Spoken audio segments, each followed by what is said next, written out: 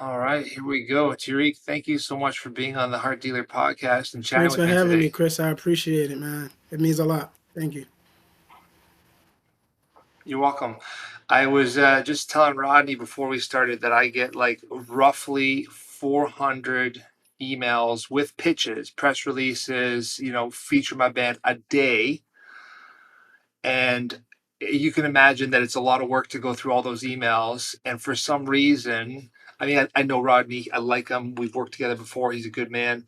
But your story stood out. And I think a good publicist knows how to like do that, convey Mm, the story. But I loved your story. And I've been really looking forward to this chat because there's so many things that were going off like wow. alarm bells or like maybe they're not alarm bells because that's a negative No, thing, I but get like, it. there I were get so it. Yeah. bulbs because that same thing has been happening to me in my life over the last 2 years, and your album really speaks to me. So Thank thank you, you. man. I appreciate that. You never know. Like that's why you have a team, like we were talking about earlier as well, to pitch things, and you never know the reaction on the other end until you speak to the people about it. So thank you, man. I'm glad it Yeah, resonated for real. I'm glad it resonated, and that's the purpose, trying to connect the dots and connect with people through my creativity and things like that. So, but go ahead. absolutely. Yeah, I mean, so random weird question to start. Are you religious? Are you spiritual? Are you God fearing? Where I'm do you lie? spiritual, man. I'm a friend, man. I'm spiritual. I believe there's a difference between religion and spirituality, and I'm very spiritual. Um, yeah, I'm spiritual. I mean, should I dive into a story already? Should I dive into a story? I have thousands. Why not? Yeah, I'm going somewhere with this. I got something to tell you, but I want to hear Okay, the so story. I mean, growing up, man, this is kind of. I'm gonna try to not be long-winded with it, but growing up, like any kid, the parents send them to church and everything, or take them to church, or send them to church. For my parents, they sent us to church with Mm, my aunt and uncle and everything, and we used to go to church every like Sunday, and I would just sit in the pews, fall asleep. My uncle would yell at me along with the other ones and stuff, my other siblings and cousins and stuff like that. But when I was younger, I'd just eat crackers and drink apple juice and stuff like that.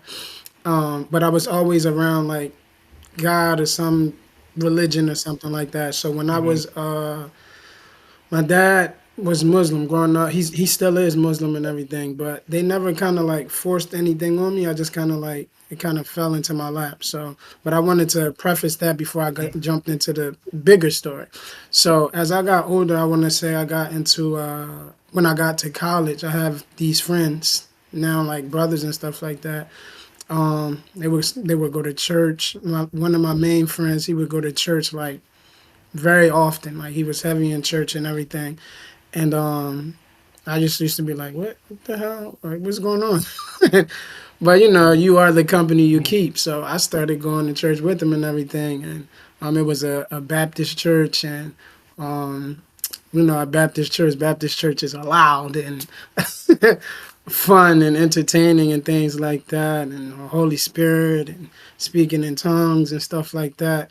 And one thing that challenged me in my spirituality was learning the Bible, because when we were at this Baptist church, they would call out on people randomly, and they'll be like, Luke, whatever, verse this, that, and the third. And I used to be ducking, like, damn, I don't know nothing. So for me, I was just like, all right, like that challenged me to start like trying to learn the Bible. So I started reading the Bible and things like that, and getting in tune with God and just starting to learn. But my real leap into my spirituality was when I graduated. I graduated Seton Hall. Well, I finished with my classes at Seton Hall in 2000, December of 2010. Commencement wasn't until May of 2011. So I didn't walk with my class. I walked with the next year's class. So there was a gap between when I finished and commencement. So I didn't know what I wanted to do at that point. I went to school for social work, and social workers, they don't make money. There's this perception, whatever, whatever. So I'm like, well, I only have a bachelor's degree. That ain't gonna get me nothing. So, Mm, but I don't know what I want to do next. So I was like, all right, let's try to figure it out. But my boy, one of my main boys, who, like I said, was going to church all the time, he kind of like encouraged me and motivated me and inspired me in a very beautiful way to get on my A game. So he wound up, he had family in St. Croix in the Virgin Islands. He wound up going over there for a few months so he can figure himself out, figure out his next steps and things like that. So when he first presented it to me, I was like, I'm not going with you nowhere. Like, no. Like, more power to you. Like, I love you. Go do your thing. And at the time, me and my girlfriend, we were going through hardships. And me, I'm kind of like, I'm very family oriented. So for me, I didn't want to go. I wanted to really stay behind and focus on helping my family and helping everyone else but Tariq. So at that point, I was just yeah. like, all right. Me and my girlfriend at the time, we talked about it, and she encouraged me to go, and I wound up going to St. Croix. While I was in St. Croix, the most beautiful thing happened to me. It's kind of like similar to Malcolm X's trip to Mecca when he went over there and just started figuring himself out and his spirituality and reading and things like that. So that was my walk during that time. So I went over there and I was going to church 3, 4 times, 3 to 4 times a week. Like real genuine service, like things that really like you feel. Like in the past, like I would go and I was Hmm. just kind of when I got on this trip, I realized like church and everything before was just me going through the motions. When I was here, like I really was like I was feeling everything. Like I was feeling all of the like I felt the spirit of God honestly working through me and figuring things out. And I was over there for maybe 2 months. I just went rogue. I just went over there for 2 months. I just left everything. I was just like, all right, this is time for me to focus on Tariq. And when I made that move, it was me and two of my best friends. We went over there and we figured everything out. I wound up getting accepted into the master's program, social work, in which I didn't know. Again, I didn't even know what I wanted to do. So God kind of led me to that, and it was just like a spiritual. I want to say reawakening, but awakening for me. Just trying to figure things out for myself, my life, and what I wanted to do, and from there it was never turning. It was no turning back since then.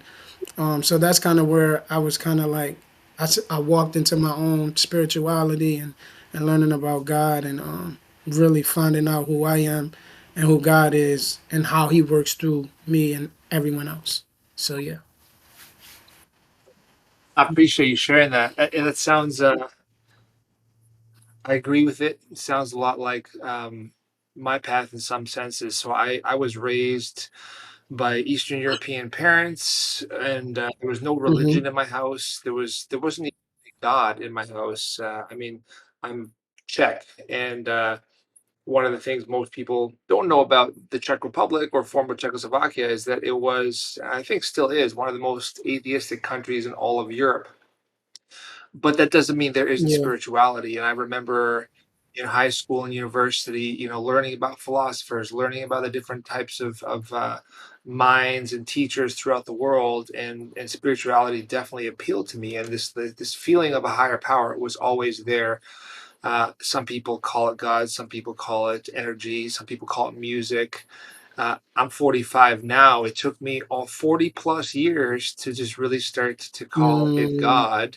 Uh, you can have that separate from religion. You can have that connection with each other and with the absolutely. universe without that.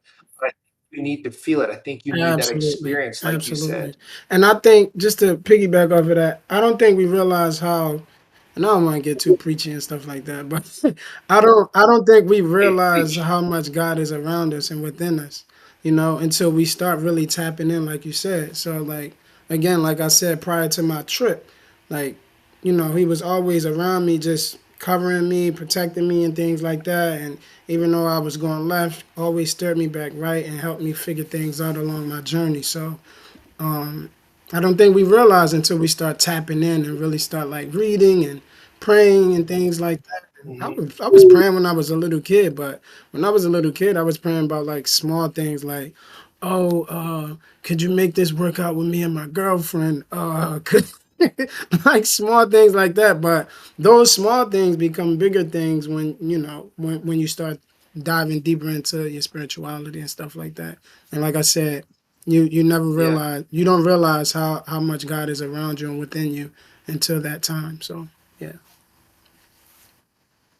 You learn how to open your mind or mind's eye to the world, and things start to appear that you can't unsee. I've been a huge believer in ones and threes guiding me for a very long time, which is why my company is V13. But V13 actually is leet speak, the internet language of mixing numbers and letters for the French word vie, life, Um, because life is what everything comes yes, back to, you know, and music for me is that fabric that yes, connects us sir. together.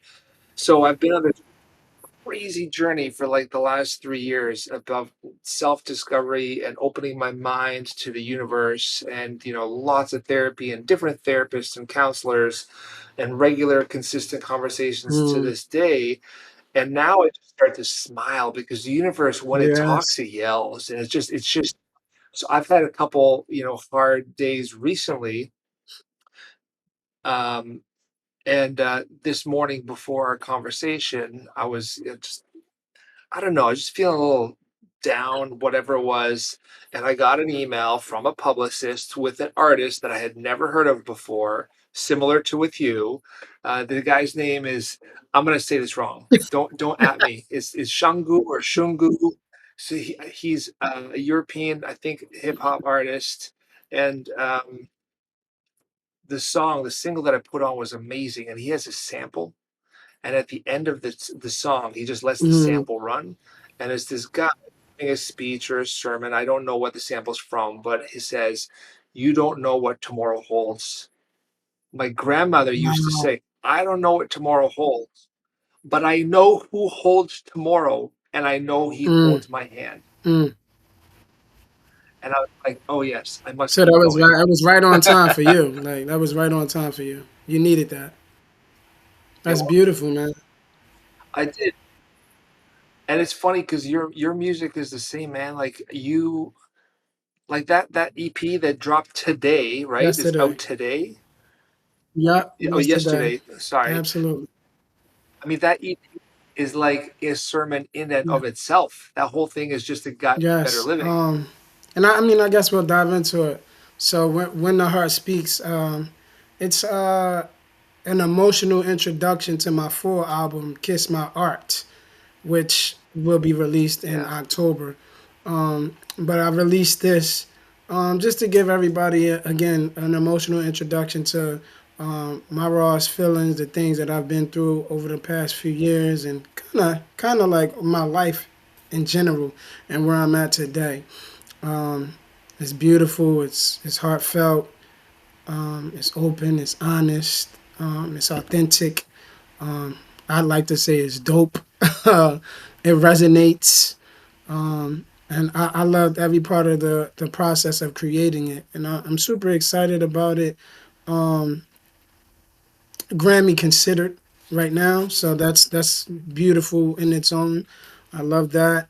But now I'm trying to turn that into to Grammy nominated and everything. So God willing. But it's a beautiful piece of work, beautiful piece of art that I know people will resonate with and will enjoy. So I'm super excited, and again, I thank you for listening to it, and I'm glad that it resonated with you as well. You know, I'm all about the message and the music, and there's a lot of artists over the years that have Hmm. inspired me the most. Kurt Cobain, Tupac Shakur, that there's certain artists that stand out that at those times in my life had the words that I needed to keep my head up or whatever it was. And I say this not, this isn't like pleasantries. Your music is there, man. Your music is Wow. fucking good, and the spoken word combination over it. I mean, it definitely has its Yes. own vibe. It made me feel like maybe some of the newer stuff that Common has been doing. He did a couple EPs Yes. really recently that had a bit more of the Yes. poetry and then the jazzy vibe to it. Um, but it's so good, and I want to kind of dissect a little bit Absolutely. of it. But first and foremost, like how did And you thank you for that too, Chris. I how did appreciate you that. Thank you. For real. yeah, no Uh, no problem, man. Uh, gotta be honest. How did you become confident as a man in this world where it's almost maybe not as much now, but it was definitely frowned upon for a long time for men to be vulnerable. Cool. How did you find your strength in That's vulnerability? a good question, Chris. So since I was younger, uh, like I've always worn my heart on my sleeve. I've cried since I was little, in front of anyone. That it doesn't it didn't really matter to me. It was for me. It was always just letting the shit out. Like you know what I mean. And Yeah, regardless of how people judge me or whatever, it honestly it never really bothered me. To be honest, like it was just always a matter of me trying to just let my emotions go and just express myself. I've always been like that. As I've gotten older and more mature, I've just found savvy ways and different ways to express myself differently and creatively. You know what I mean? So now I'm just expressing it on another level through my art, through my music, through my writing. All throughout my creativity, it's just a matter of me expressing myself and throughout the process, encouraging others, everybody, but especially men, to express themselves as well. We bottle so much shit in, you know what I mean? We bear the yeah, world and all of these different things. So it's important for us to express ourselves and let it go and release it. You know what I mean? If we hold it in, it's like self destruction. You know what I mean? And I'm not trying to self destruct. I got a family, I got so much to live for.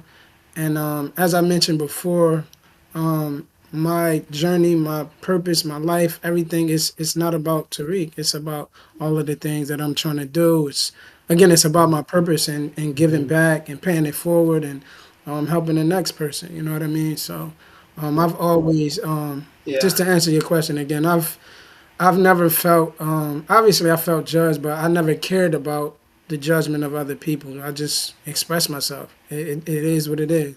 Like even when I started like creating my poetry in this way, like in the spoken not spoken word, but creating it musically and putting it together, because my poetry, my spoken word, it sounds kind of to me it sounds like hip hoppy. It's like it's not necessary. I mean, it's spoken word, but it doesn't sound like spoken word. So even me approaching it that way, and yeah. approaching my poetry and putting projects together like that, like I was a little nervous at first, like with my first project that I did, but then I was like, what the hell are you doing, Reek? Just be yourself, do what you're doing. Mhm. You know what I mean? And even with that, like I've always been. I don't want to say I've always been confident, but to a certain degree, I've always been confident. And I think I charge it to my neighborhood, my environment, how I was raised. Atlantic City, Pleasantville, like we joke on each other, we clown on each other. So shit don't bother me. It is what it is. You know, So go ahead. there, no, there's this concept obviously of nature nurture. So how much of it do you think was you were born with, and how much do you think was your family, the way they raised you, the Oh, AC area, absolutely. and like how Yeah, did my nature nurture. I love that. Nature, my home, specific home, my environment. But aside from my environment, just my home, I had both parents. Blessed to have both parents growing up. Although it wasn't roses and daisies and sunshine, it's a blessing to have both parents. You know what I mean? So I'm super grateful to have had both of my parents growing up. But also, it was a slew of siblings. So my oldest brother, yeah, then me, middle brother, twins, and then my baby sister. We had her. Well, my mom and dad had her when I was in high school. I thought it was the nastiest shit ever, but they had her when I was in high school and when I was in high school and everything. But just before my sister, just growing up with siblings and me being the second oldest, I always felt like the oldest because my oldest brother, he was born with cerebral palsy and autism. And so I helped raise him since I was younger. And even with that, like that just grounded me and not caring about what other people say or think or whatever. Like, I even though I had a lot of fun throughout my childhood and I did a lot of different things as a kid, I wasn't able to do a lot of things because I was helping my brother. So just being grounded in that, and not even just him, but my other siblings as well. While I was watching and just trying to, I don't want to say keep the household together, but to a certain degree, keep the household together because mom had to work, dad had to work, do different things. So I was there along with my god sister, and at one point, then my cousin at one point who helped me help everybody else. So just being grounded from my household and just being mature when I guess a kid wasn't I was as a kid I was forced to be mature, if that makes sense. You know what I mean? You gotta clean. Yeah. You gotta clean up. You gotta not even just clean because every kid has to clean, but clean up after my oldest brother. I had to cook for him. I have to dress him. I have to give him medication. All of those different things. Like those things grounded me and helped mold me honestly into the person that I am today. And it prepared me for the real world and judgment. Like I don't. It doesn't bother me. You know what I mean? And to a certain degree, certain things you're like, damn. But at the same time, I'm built for all of this. It is what it is. You know what I mean? So, Yeah. Well, I can see how having done all of that stuff for other people in your youth led you to that position where you weren't doing things for yourself. I had a mhm, different upbringing. I had a small family, and there was, my parents were together, younger brother, lots of love, really was blessed to have a lot of things mhm. taken care of. And I think because of how I'm wired, I almost took that on as guilt, where I was like, man, I've had so much shit go well for me. I need to give Yeah, it to other people. But the thing that you and I both did, even though we had different experiences, the thing you and I both did was we started to focus outward so much that we forgot to thousand focus percent. inward. And you you have to be. I learned this. I learned this like We in my learn it when we get 40s. You later. have to Later be. in the age, we realize it. Go ahead. I'm Yeah, sorry. yeah, Go yeah. ahead. No, no, no. It's okay. I was going to say, like, I learned that you have to be selfish in order to Mhm, be able to be mhm. selfless. 1000%. You know what I mean? Like, if you don't take care of A yourself, how are you going to thousand help percent. others? Because you're just Mhm. going to burn out. Yep. 1000%. And that's where when I took my trip to St. Croix with my friend, like I had reached my, I guess, breaking point where I'm like, damn, I'm sitting here. Even the decision to go, like I didn't want to go because I wanted to stay back and help my mom and dad and all of these different things and be here with my girlfriend and all of these things. And let's put myself on the back burner. I was putting myself on the back burner. I Yeah. wasn't taking care of myself. I was in college, the what they call it, the freshman 20, something like that. I gained so much weight. My skin was bad. I was just going through the motions in college and whatever. It was just a whole bunch of foolishness, and I wasn't taking care of Tariq. And like I said, I was putting myself on the back burner, and at that point, I was just like, all right, cut the shit. It's time for you to start figuring yourself out. And it happened later. I wish I would have figured it out earlier, but God has His timing with us and things like that. So I figured it out when I was supposed to, and it was really no turning back from there spiritually. And you have your highs and lows after that and stuff like that, but we can get into all of that later. So yeah. Mhm. Absolutely. I mean, I can't even tell you how much that discovering you and your music at this time is just so serendipitous. And you just said something that I'm a big believer in now. We are where Hmm. we're supposed to be, and things happen for us, Yes. not to us, and they happen when Hmm. they're supposed to happen. It's that simple. I mean, you can't just lie on your couch and let life happen. You have to go out Yep. and grind and hustle, and we can talk about that later. But it's just funny how everything, to quote It Nas, was it was written. written. Like I said, it was written. Yes, sir. Shout Yeah, out to Nice, man. uh, Hmm. absolutely. No regrets. I mean, I could probably just talk to you for 2 hours about the lyrics of No Yeah. Regrets alone, but I really liked, uh, "It's time I submit to forgiveness for myself Now I'm healing. because now I'm Hmm. healing." Hmm. That's heavy, Yeah. man. Shit. So, No Regrets is a tribute to my mother. My mother passed away a few years ago. Right. July of, and the crazy thing is, I don't. like when death happens, I don't gravitate towards dates. You know what I mean? I just kind of like I can't. Mm, But it's my mom. You know, so but July of 2021, my mom passed. Um, so since then, and for the rest of my life, I'm gonna grieve my mother. You know what I mean? So mm, I got to a point with creating this track, No Regrets, where I'm like, okay, now it's time for me to express myself. Going back to what we talked about before, and put all of my shit in this track. And not just in this track, but the entire album and EP, but specifically in this track. No Regrets is a tribute to her, and just coming to terms with my feelings, my emotions, not trying to have regrets for the decisions I made or didn't make.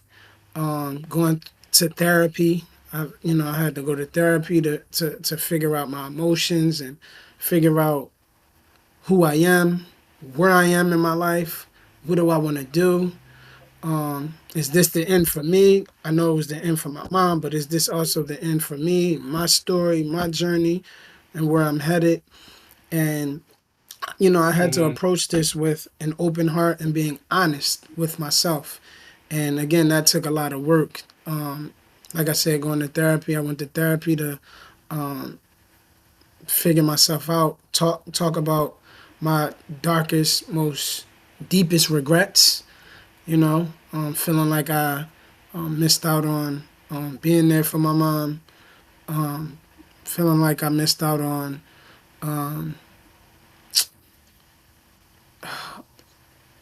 obviously being there for my mom that last day, but throughout the course of her life, and just a lot of these things just play back in your mind. For me, it put a lot of things. It was like all of these flashbacks for me, and I'm like, "Fuck! I should have did this. I could have did this. I would have did this."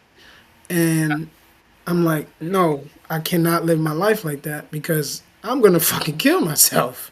To be quite frank, you know what I yeah, mean? Because if we're living life with all of these regrets, that shit is gonna be in the back of your head for as long as you live, and I can't live like that. yeah, I again, aside from having a family, like I said, my purpose, I have a purpose, and I can't be fixated on the regrets. Whereas though I'm thinking about those things behind me, and I'm not able to move forward.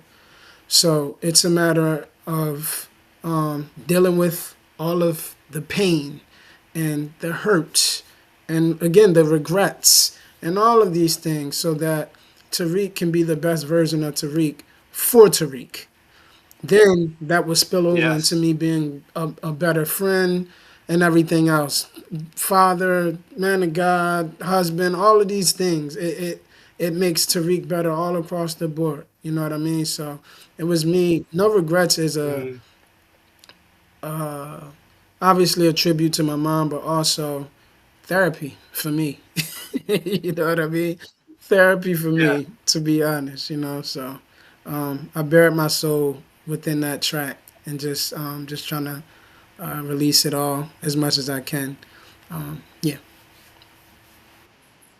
It sounds like you're capturing the journey, you're capturing the healing. I've been trying to forgive, but I can't forget misplaced feelings Mm-hmm. and deep regrets. Grief hits Mm-hmm. like a ton of bricks. I Yeah. mean, that's Yes. how it happens. That's Yes. the process, and you and I both know now that you have to heal Yes. to feel, right? If you don't, I or sorry, understand. I feel to understand. heal. I understand. Yeah, yeah. So, and it's funny how you have to learn these things by Yeah. going through them. You know, it's that I don't. Say that again. Do you have any Yeah. kids of I your have own? 3, 2 boys. Thank you. Two Congratulations. boys and a baby girl. Um, they drive And me nuts, but it's that's the beautiful. point. That's part of the point. Well, the point that I was gonna make is that kids, it's like that weird balance of wanting to be there to protect them so Hmm. they're safe, but knowing how much they need to hurt themselves Yes. to learn and Yes. balancing that. Like, I'll make sure you don't die, but otherwise you're getting hurt, man. Like, but knowing how much hurt and how little hurt, Yes. it's a tough balance. And It's I the saw experience. I It's the saw something. experiment. Yeah, 100%. I saw something even crazier recently. I think it was last week. My girlfriend shared a video with me, and it was one of the hardest parts about being. I mean, you can apply this to any parent, but this was from a man's perspective. One of the hardest part about being a father was spending time to raise kids to be able to not Mm, need you. You know what I mm. mean? The Them to independence. then, Teaching them to be independent yes, without needing you. And it's like, damn, that breaking free from me. Yeah, yeah, yeah. I mean, I listen. I guess I'll get to that point. I'm not there yet, so I don't want to think about that. I want to, but I think I guess as parents, like we want to hold on to our babies as long as we can, but also the more independent our children are, it's a reflection of the beautiful job that we've done as parents. You know what I mean? So I'm at the point, just like me and my wife are at the point where we're just trying to raise our kids the best way that we can and giving them all of the tools that we can, even at the small ages that they're at, 4 and 3. Like it's just trying to you know Mhm. pour into them because it starts now. It starts now. The independent stage, even like I mean, we're at the stage where we got to teach them how to put their clothes on the right way, and learn how to wipe their little Mhm. butt and put their socks on. Shoot, like those are all a part Yeah, of taking steps forward towards independency. You know what I mean? So it's important. yeah, I agree. And it's funny because the parallel of parenting, I'm just realizing the parallel of parenting our kids and parenting ourselves, so to speak, is that is better to show Yeah, than to tell. Don't tell them what to yeah, do, show them what to do. So as a leader, as a man, as a father, it's better to go out into the world and live the way that you would want them yes, to live. Inspired, honest, yes, emotional, with yes. integrity.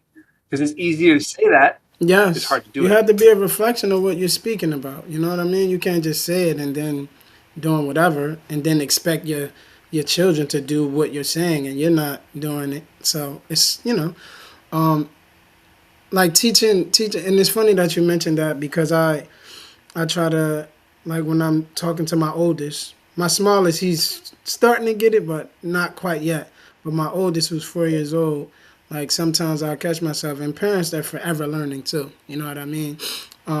My oldest, like I'll tell him like, all right, we're putting on our pants. Put your pants on, and he's sitting there. He's like waiting, and I'm like, put your pants on. All right, he's like, I don't know. I guess he's waiting for my approval or waiting for me to teach him or whatever. And I'm like, we went over this already, but at the same time, it's like, it's constant repetition with children. And you can't just say, you can't just tell them to teach them the first 3, 4 times and then be like, all right, put your pants on. He's still waiting, or she's still waiting for you to teach them along the way until they're at a point and they're comfortable and confident enough to do Mhm. it themselves. So I'm still learning as a parent to be like, all right, rather than me just telling him, I got to teach him every single time. I got to teach him every single time. And quite honestly, Yeah, sometimes it's very frustrating because it's like, what I got to keep.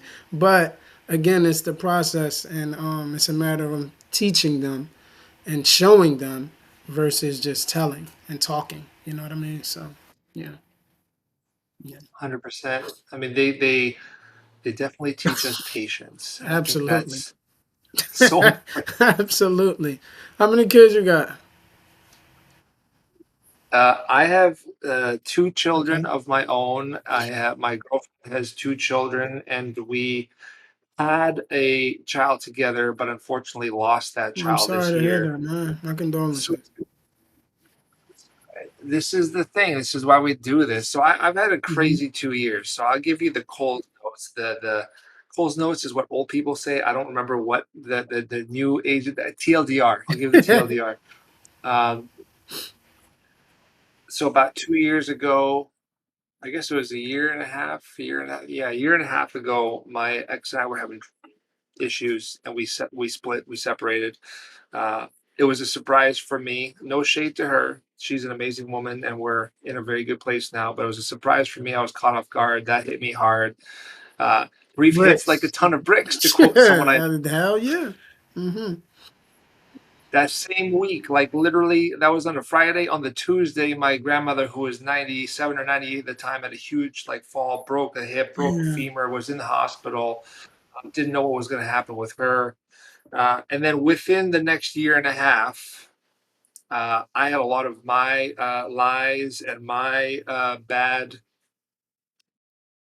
what is the word I'm looking for? Some of the things that I had regretted, that like regretful actions came out. I had to learn how to like live with the Mm, scarlet letter, not control the narrative, and let this truth about me come out, and then be honest with the truth. I met this new woman, and her and I had some issues. We had a baby. We lost the baby. We broke up at one point. My grandmother ended mm, up dying. I ended up having the gallbladder surgery and having that removed. It's been a really hard go. And I mean, there's more stuff yeah. peppered in throughout that craziness, but every single day I had to learn to remind myself that you have to keep Yes. going. And it was funny, like the kids were probably the biggest part of that because Mm, as soon as my ex left, I said to myself, now's your chance to be a mhm. better man. Now's your chance to move forward in the second half of your life as the man that you've always said that you were Yeah. and wanted to be. And you have to show your kids that even in this time of your life, things are okay. You need to Yeah. inspire them, and that's been giving me so much will and movement. And then there's music, and Yep. then there's family. That's what inspires you to keep going outside of your kids and Oof. family. Thanks for sharing that too and being transparent in that. And piggyback and I'll answer the question obviously, but like throughout all of my hardships and things like that, like my family has been my why along the way as well. Like, Mm, and helping me to get through a lot. Because if I didn't have them, as you know, I think I'm preaching to the choir by saying that I don't know what the hell I'd have done. You know what I mean? But mm, aside from my kids and family, is myself. Honestly, I have so many um, things to give to the world. I know I keep saying it, but my life is not about me. It's about giving back and showing people along the way that you also can do it. And I know that shit just sounds so cliche and so many people say it, but I truly, from the depths of my spirit, like that is my goal. That is my mission. You know what I mean? To give back, to pay it forward, and show people that they can do it as well, despite their environment, their hardships, loss, grief, whatever. My purpose supersedes Tariq. So mhm, that is my motivation as well. Just continuing to move forward, but also I want to live life. I want to be happy. I want to enjoy life. Those things are my motivation as well. I want to be in the mix of creating for as long as I live because I have so many gifts that I want to share with the world. And also, there's so many people in the world whose stories I want to help share as well. You know what I mean? There's so many people who don't have the courage like you and I to share their story. You know what I mean? So I want to be able to talk to that person, get their stories, and help amplify their story to the world as well. You know what I mean? And just things like that, mm, man. That's my why outside of my family. Just trying to um, spread the good word, man. Spread the good word and do good in the world, honestly. Enjoy life, laugh, love, have a little fun, obviously, and do dope creative shit, man. Honestly. Yeah. yeah, I love that. I heard this year from someone that our purpose in life is to create. That's it. Our purpose is You creation. breaking up, Chris. And there's different. Oh, All right, I'm you there now. there? You said art what? I said our purpose in life is to create, is Hmm. creation. That, whether it's making children or making companies, everything is creation. You look around your house and you're like, this sweater, someone made this sweater, someone made the dye, someone made the chains. Everything is created. And once we stop creating, we can argue that there is no purpose, so to speak. Mm. And just through serendipity, there was a press release I got a month ago, and it was some metal artist who was putting out an album, and it was called Create Mm. or Die. And I also find it funny that you and I are creators talking about creation, but we're all created in the eye of the Look creator, at the connection. It's crazy. right? Yeah, absolutely. So have the courage to create and keep creating is one of the things that pushes you and motivates Absolutely. you. Absolutely. The beautiful art of like the beautiful journey, sorry, of creating is unexplainable. Like I can't like I just love the process of creating and hearing it and then going to the engineer to mix it down and listen to it. Like I just love it, man. And writing, the writing process, like writing. I love to write. I love to, again, that's all a part of the journey, just being able to write and create, and then going from writing to actually going in the studio to create and things like that. So, um, the next step is visuals.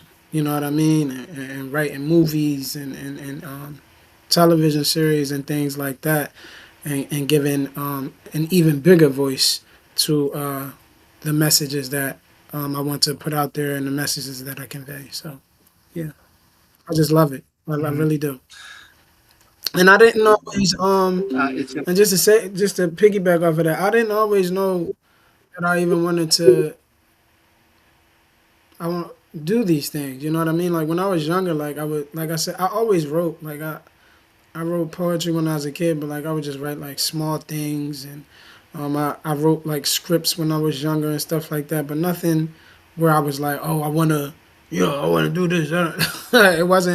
It wasn't like that until I got a little older, and I'm like, oh, I'm pretty good at this. Again, just me being confident in the things that I'm creating. I'm like, oh, I'm pretty good at this, and this is pretty cool. Like the process of from page one to whatever page, or this poem to the next poem, like, or this line or this stanza to the next. I'm like, oh, this is pretty cool. But I've always been around music my entire life. My mom was playing music since I was younger. Like, just put me around all different, not even put me around it, but just playing all kinds of music and shit. So I've always loved music and things like that. And um, yeah, man. I never knew that I even wanted to do these things when I was younger until I got older.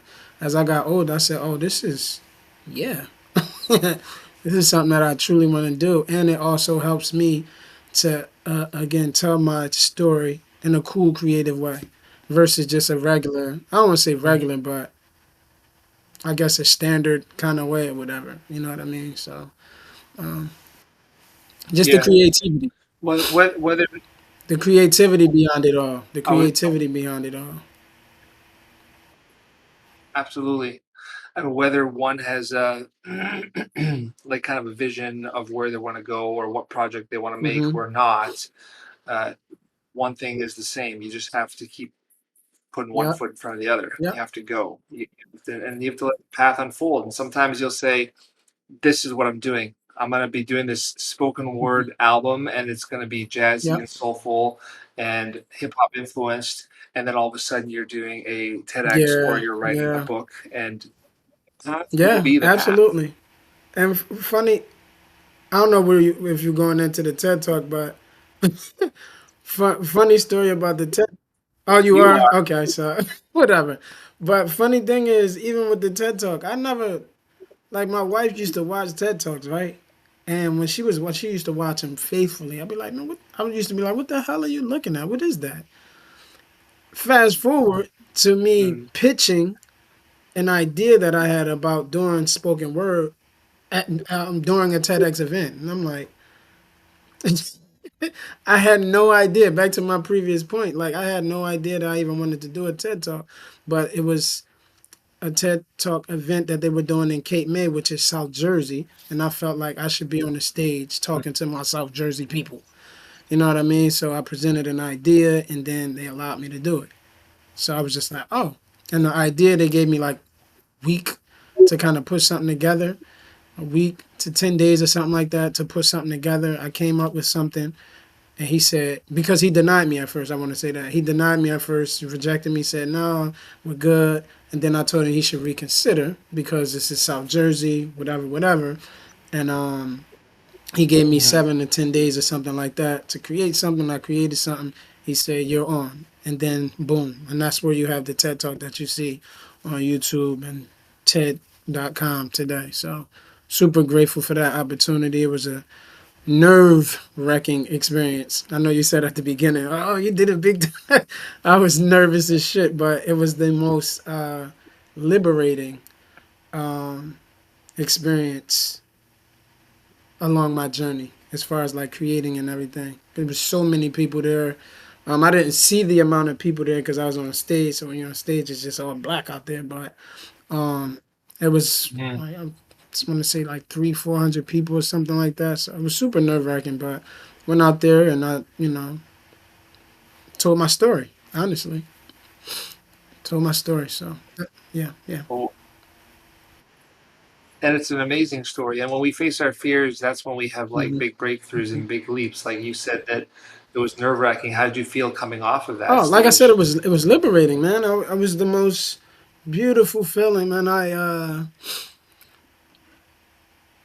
So when I got off stage, obviously I felt relief, but I also felt like so like free and like wow. I gave like it was a standing ovation, and then afterwards it was like meet and greet and like eating and things like that, open bar food, whatever, and the reaction and the response that I got from the people that were there, and them resonating with the story and some of them being like moved to tears like that was it for me. I was just like that was the purpose of me telling this story, you know what I mean? And the TED Talk was about Mm.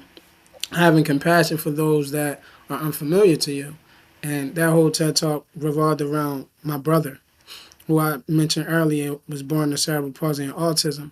So my TED Talk revolved around that and encouraging other people to go to environments that they're unfamiliar with to go and extend their hand to help. Hence, my brother. You might not know about cerebral palsy and autism, but you should learn about it to be able to create these enterprising businesses and things like that and organizations to help people like that. And so far, so on with fill in the blank with every other population. So just the people Mhm. resonating with it warmed my heart, honestly. Yeah. Absolutely. I mean, it's forgiveness is Mm-hmm. really hard, especially when it's someone that maybe has done something negative Mm-hmm. towards you.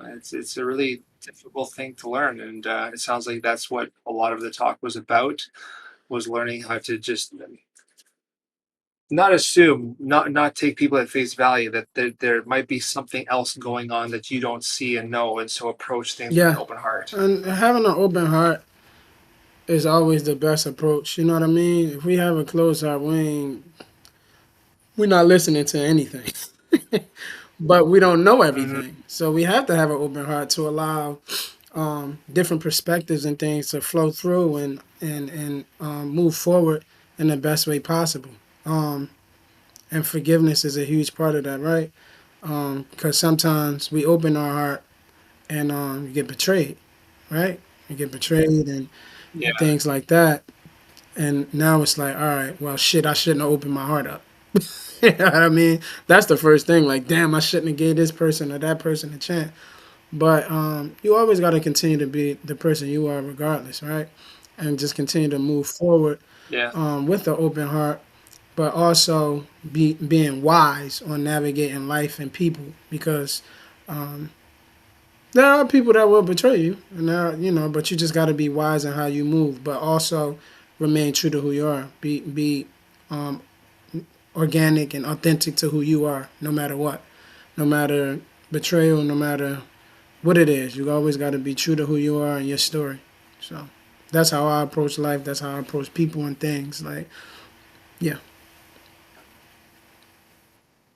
I agree with you. It's another one of those easier said than done things, but you got to stay true to yourself. I mean, Shakespeare said it years ago: "To thine own self be true." Right? You have to do that. Authenticity is everything, and I'm guessing when the heart speaks is kind of part and parcel Mhm. for that, right? There's multiple ways you could take that. You got to listen to Hmm. your own heart. Where did you come up with the phrase, and what does it mean for you? When the heart speaks, and it kind of just piggybacks off of what you just said. So when the heart, so the way heart is written is lowercase H-E and then capital A-R-T. Yeah, Um, and I emphasize that because heart and art, you know what I mean? And art, I believe, is a part of our heart, you know what I mean? And how we express ourselves and how we speak. And when we're listening to the heartbeat and feeling the heartbeat that's throbbing throughout our chest, we're vibrant and we're able to express ourselves beautifully and in the emotional ways that I feel like we're all emotional, but it's how we're expressing ourselves, you know what I mean? So when the heart speaks is about um, expressing yourself, releasing, as I mentioned earlier, releasing those truest feelings that we have in ourselves and embracing who you are, embracing where you are in your life. You know, we talked a lot about where we are in our lives, and a lot of times we're just going through the motions of life. You know what I mean? So that we can go into the next thing, go into the next thing. But truly living in the moment, living where you are, embracing where you are, whether it's hard or the most easiest, biggest blessing is embracing exactly where you are in that given moment, that given time, that given season, to be able to figure things out. You know, figure things out, enjoy your life, figuring yourself out throughout the hardships during that time, or loving where you are in that time. But ultimately just embracing and embracing that journey and embracing where you are. So this when the heart speaks is about that, just that, just embracing it all, embracing those emotions, loving where you are. And if you're not loving where you are, figuring it out to get to a place so that you can love where you're trying to get to. You know what I mean? So life is a uphill, beautiful journey that I believe we all have to embrace to get to where we're trying to get to, and enjoy where you are. Uh, I mean, obviously, we're all in different circumstances and stuff like that. But if you don't love where you are, you gotta dig yourself out that dirt, figure yourself out, as I mentioned, and get to a place of bliss. You know, so yeah, yeah. Embrace the journey, embrace the absolutely. circumstance. Well, there's a reason why my podcast is called Heart Dealer, and I'm Heart Dealer because I'm trying to help artists. I'm trying to help Hmm. art get out there. I'm an art dealer, but I'm doing it with like I said to you, love Hmm. and logic, all art.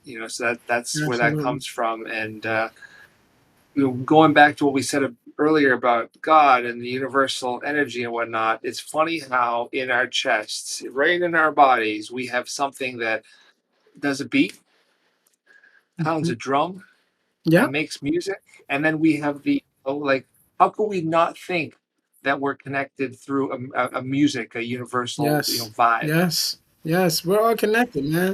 The We don't heart, realize how much we're connected either, but that's a whole nother. But yeah, that's the yeah. next TED Talk. But our hearts does they do make a beautiful, sound of whatever we're going through in our lives, right? So embrace it. Yeah, Embrace those heartbeats. Love where you are, man. And um if your heart is beating too fast, figure yourself out to slow it down and get it to a pace that it needs to be at. You know what I mean? So and so you can yeah. make beautiful music. Yeah. I got a couple more questions for you, if that's Absolutely, cool. man. I love this. All right. So I've listened to the EP a few times through, which is, I love music discovery because you'll discover a new artist, you'll fall in love with a song, then you'll fall in love with an album, and then you'll start to go through the catalog. So I'm now going backwards through all of your music, but I've listened to that EP a few times in the last couple of days, and there was a Tupac reference and there was a Nipsey Hussle reference. I think that Nipsey was on the last song maybe, and Tupac was about three songs in, where you talked about the rose from concrete, and then you said grinding all my life. Grinding on my life. Which one? Are they important influences for you, or is it more about the message? Both. Both. I mean, who's not inspired by Tupac, right? Like Tupac has been like one of my biggest inspirations since I was younger. And as you mentioned earlier, just learning about life. Like I think we learn about life through art, right? Even with the work that I'm putting out right now, like, it's to inspire and help other people, but, also people will learn about life and different things Mhm. and just from my perspective, you know what I mean? So for me, just learning since I was younger, just learning about a lot of different life things and Tupac was my book. I hated reading, so I I hated reading. So music, Mhm. I learned from music. I learned, and obviously I learned from books and things like that. But me, I love like listening to music and being captured by what they're saying and being educated by those things. So Tupac has always been an inspiration, and obviously Nipsey Hussle with his last album. Obviously rest in peace to both of them. But his last album was special, and grinding all my life. Obviously just been grinding since I was younger to just try to get to where I'm trying to get to in life and figuring things out along the way. So those obviously are references, but it's big ups to them, and obviously they've been huge inspirations to me as well. Is it weird to think that your inspiration has turned into your creation, which is now inspiring other people? Wow, it's a beautiful thing, and that's the purpose. That's the purpose. Like I can't speak for all artists, you know what I mean, but for me, like that's my purpose. Like my Yeah. work is therapeutic, right? It's me. It's therapeutic. Yes. Like I mentioned earlier, this is my life. Like I can't if nobody else can tell my story better than me. So for me, it's just like all right, I want to tell it in a dope, creative way. So I'm like, all right, let me put the shit on in a cool way so people can really vibe and rock with it as well. But my purpose is to have people resonate with it and be inspired by it, man, and inspired enough to want to tell their story and collaborate or whatever, so that we can tell that next person's story or whatever. But that's the purpose, man. That is the purpose. That's the purpose of creating music. I feel is to inspire the next person, the next artist, to want to tell their story or want to create as well. Yeah. Yeah. I'm a big believer that, and I've talked about this in the past. It's like the Rocky quote, right? It's not how hard you can get hit; it's Hmm. how fast Hmm. you can get back up. It's it's how much you can keep going. And I think that life will constantly hit us, right? It'll constantly knock us off that path. And the more tools we have to get on back on the path, the faster we learn to get back on the path, the faster we knock off those hits and then keep going. And I think that music's a huge part of that. I mean, it is for me. And now I've got your EP in there with other ones too to Hmm. remind myself in those times like, yo, you were good yesterday. Something changed. Suck it up. Keep Absolutely. going. Absolutely, man, and it's so right. And the process also of my creation of the album is I start low and then I go high because and Mm, or you know what I mean, because life has its twists and turns, ups and downs. It's a roller coaster ride, and my first track is the no regrets. Like I'm low, I'm grieving, I'm going through everything I'm going through.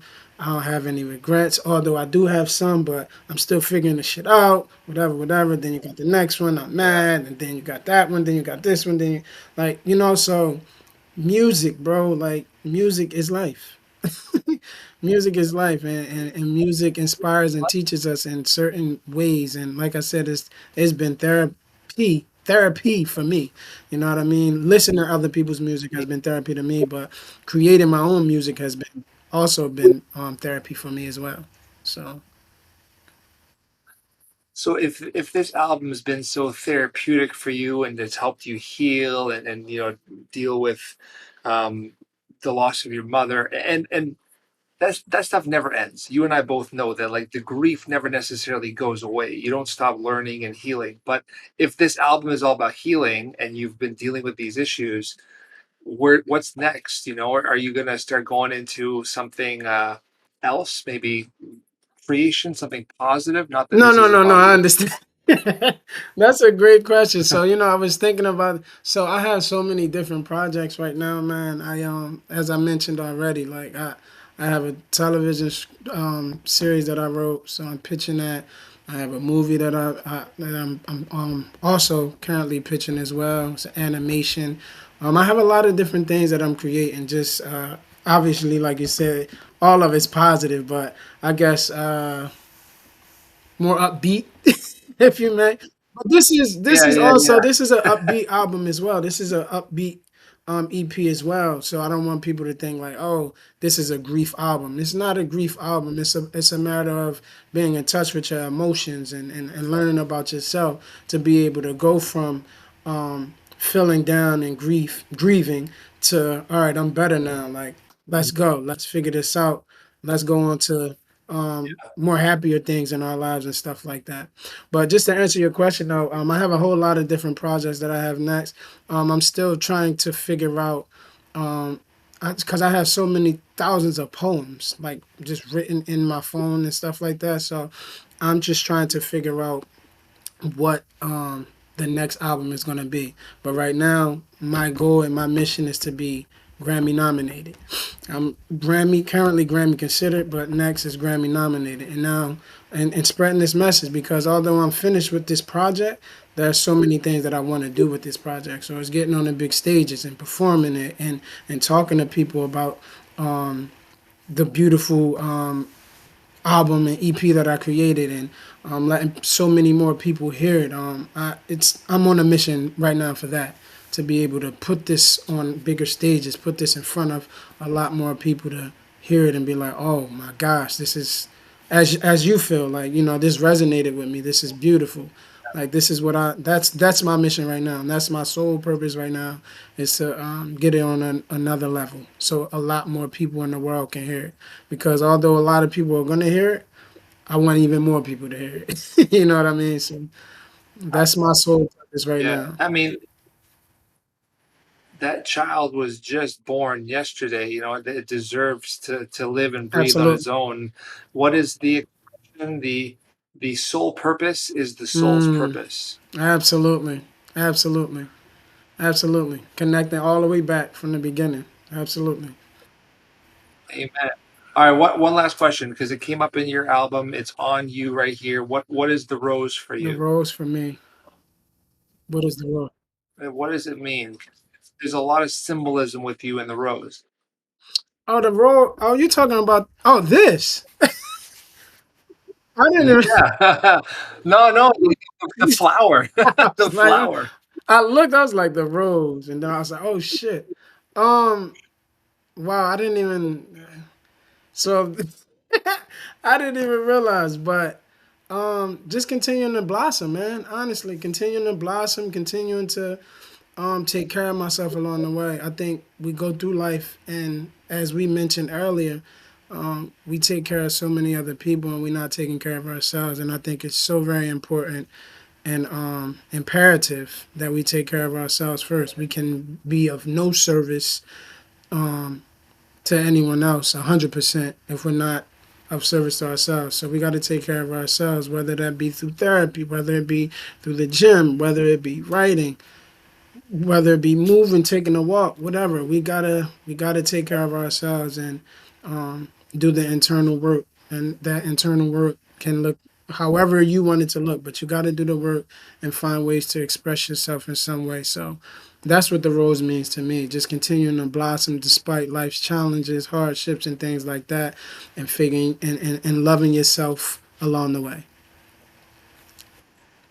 Absolutely. I mean, that's a good place to end. I appreciate your time today and your wisdom and your insight. And I'm envious that you found so much of it at such a young age. So I'm busting You're my not ass old, to Chris, catch up man. to You're you. not old. You just started, man. Yeah. Life is